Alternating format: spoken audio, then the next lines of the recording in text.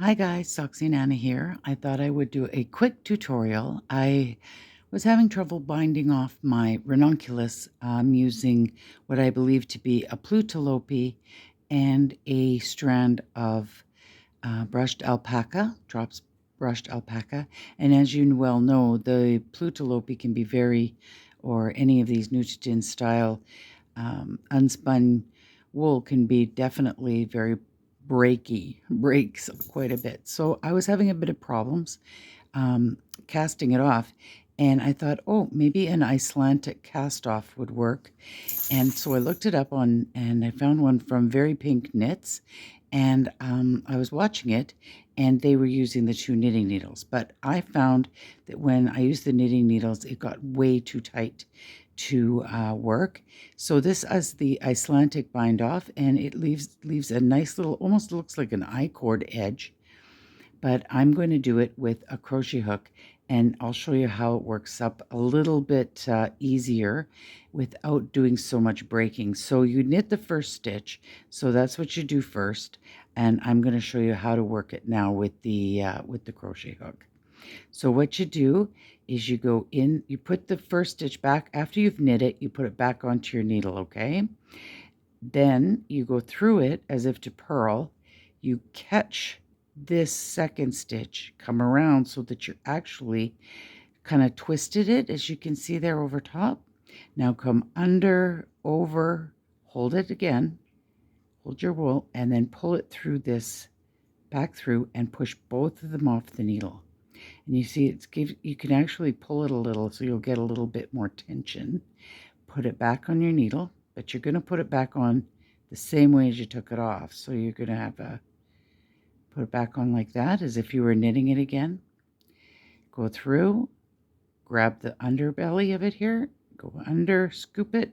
So you're going right in between these two in here, but you're going in from behind, or on top actually. So scoop around in, and then put your wool over top. This is the end.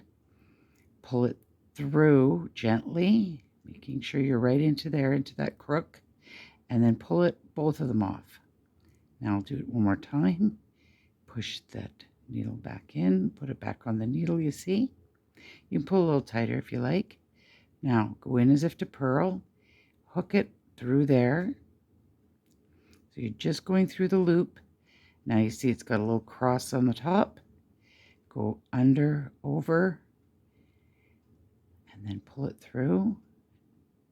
And now you can push both of them off. And you can do it nice and gently so that you don't tear your wool as you go. Put it back on your needle.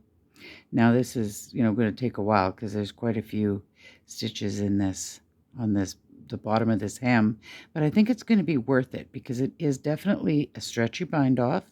It leaves a really nice, almost an I-cord edge, and it looks kind of decorative. So I'm kind of liking that, and you don't have to worry about sewing your, go from underneath, go over this way. There we go. Hold it down and pull it through.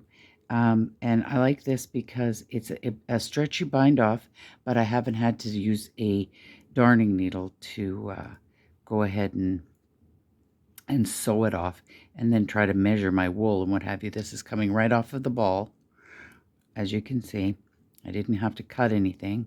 And again, I'm going to hook that loop, here. So if it doesn't work right off the bat, you can actually just give it a little bit of it, just a gentle tug.